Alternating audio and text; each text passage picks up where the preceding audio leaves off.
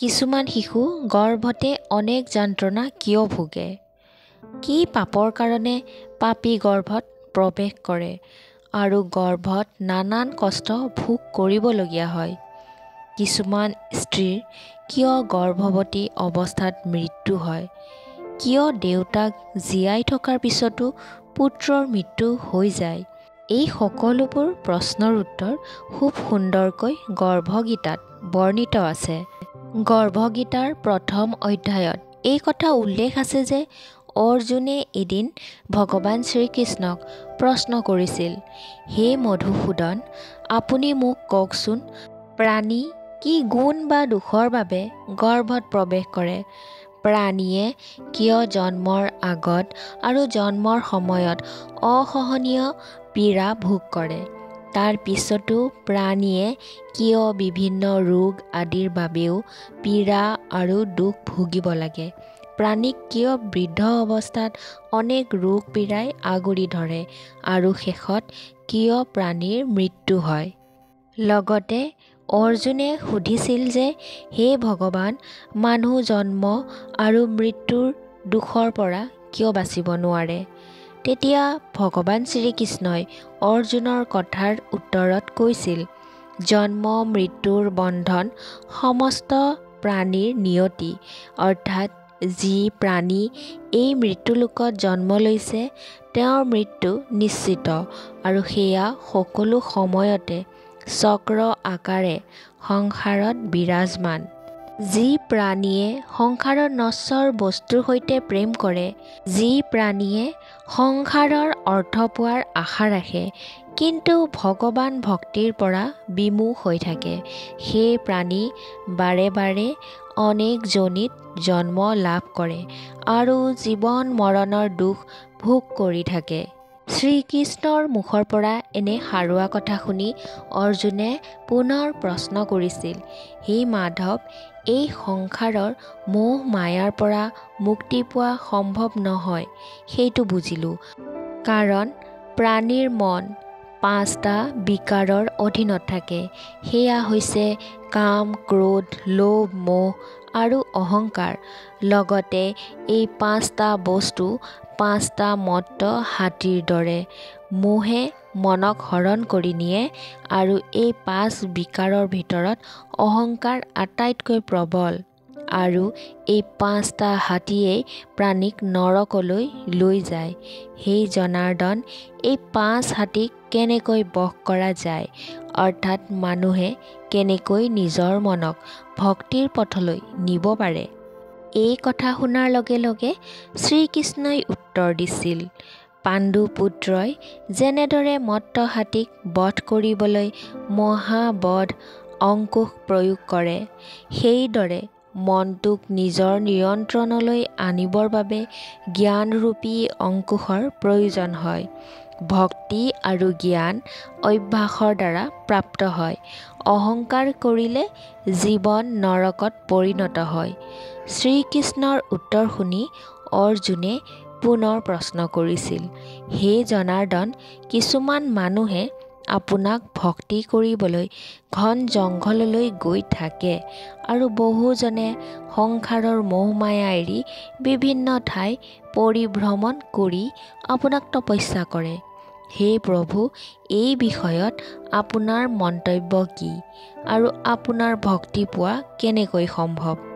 অৰ্জুনে এনেদৰে প্ৰশ্ন সোধাত ভগৱান শ্ৰীকৃষ্ণই কৈছিল, যি প্ৰাণীয়ে ভক্তি নিবেদন কৰিবলৈ মোক বিচাৰি পাবলৈ জংঘলে জংঘলে ঘূৰি ফুৰে তেওঁলোকক সন্ন্যাসী বা বৈৰাগী বুলি কোৱা হয়। তেওঁলোকে মোক পাবৰ বাবে জংঘলে জংঘলে ঘূৰি ফুৰে, লগতে ভিন্ন পন্থা অৱলম্বন কৰে। তথাপিও তেওঁলোকে মোৰ দৰ্শন নাপায়।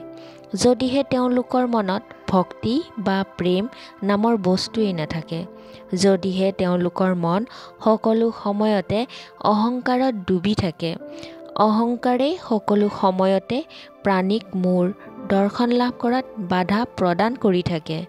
কিন্তু যিজনে শুদ্ধ মনে কাম, ক্ৰোধ, লোভ, মোহ আৰু অহংকাৰ ত্যাগ কৰি মোৰ ভক্তি কৰে তেওঁকহে মই দৰ্শন দি থাকোঁ।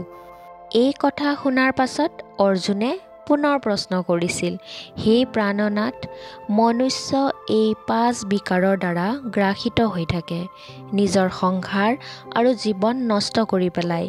এতিয়া আপুনি মোক কওকচোন, এইটো কি পাপ যাৰ বাবে কাৰোবাৰ স্ত্ৰী অকাল মৃত্যু হয়, পিতা জীৱন্ত থকা অৱস্থাত কিয় পুত্ৰৰ মৃত্যু হয়, আৰু কি পাপৰ কাৰণে মানুহ নপুংসক হৈ জন্মগ্ৰহণ কৰে? শ্ৰীকৃষ্ণই তেতিয়া হাঁহি মাৰি উত্তৰ দিছিল, হে অৰ্জুন, যি লোকে কাৰোবাৰ পৰা ঋণ লৈ সেইটো পৰিশোধ নকৰে, তেওঁ সেই পাপ কৰ্মৰ বাবে নিজৰ স্ত্ৰীক হেৰুৱাই পেলায়। ঠিক একেদৰে যিয়ে কাৰোবাৰ মূল্যৱান বস্তু ঘূৰাই নিদিয়ে, তেওঁ পুত্ৰ হেৰুৱায়।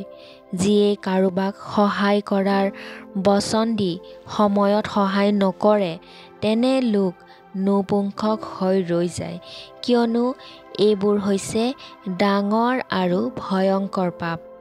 ভগৱান শ্ৰীকৃষ্ণৰ মুখত এনে অমূল্য দিব্য বচন শুনি অৰ্জুনে পুনৰ প্ৰশ্ন কৰিছিল, হে কৃপানিধাম, মনুষ্য কি পাপৰ ফলত সদায়ে ৰোগীয়া হৈ থাকে, আৰু কি পাপৰ ফলত বোজা উঠোৱা এটি গাধৰ জন্ম হয়, অৰ্থাৎ গাধৰ জন্ম প্ৰাণীৰ কোন জন্মৰ পাপৰ ফলত হয়, আৰু মানুহ কি অপকৰ্মৰ বাবে কোনো জনমত জঘন্য পশু হৈ জন্ম লয়? অৰ্জুনে এনেদৰে প্ৰশ্ন সোধাত শ্ৰীকৃষ্ণই উত্তৰ দিছিল, যি মানুহে নিজৰ কন্যাক বিক্ৰী কৰি দিয়ে, সেই লোক সকলো সময়তে ৰোগীয়া হৈ পৰে। যিয়ে অখাদ্য ভোজন কৰে, লগতে বিষয় বিকাৰৰ কাৰণে মদ্যপান কৰি থাকে, সেই ব্যক্তি পিছৰ জনমত গাধ হৈ জন্ম লয়। যিয়ে খাদ্য প্ৰস্তুত কৰি প্ৰথমে নিজেই গ্ৰহণ কৰি তাৰ পিছত ভগৱানক দান কৰে, তেওঁৰ বিড়াল অথবা গাহৰিৰ যোনি প্ৰাপ্ত কৰে। এইফালে ভগৱান শ্ৰীকৃষ্ণৰ উত্তৰ শুনি অৰ্জুনৰ মনত জিজ্ঞাসা বাঢ়ি গৈছিল আৰু সুধিছিল, হে প্ৰভু, আপুনি এই সংসাৰত যিসকলক ধন সম্পত্তি প্ৰদান কৰিছে, তেওঁলোকে ইমান কি পুণ্য কৰিছিল পূৰ্বজনমত বা এই জনমত? শ্ৰীকৃষ্ণই অৰ্জুনক কৈছিল, হে ধনঞ্জয়, যিয়ে উত্তম ৰীতিৰ মাজেদি দৰিদ্ৰ লোকক স্বৰ্ণ দান কৰে, তেওঁ এই জন্ম আৰু পুনঃ জনমত উত্তম বাহন আৰু ধন প্ৰাপ্তি কৰে। যিয়ে ভগৱানক সাক্ষী কৰি কন্যা দান কৰে, তেওঁ উত্তম পুৰুষ হৈ জন্ম লয়।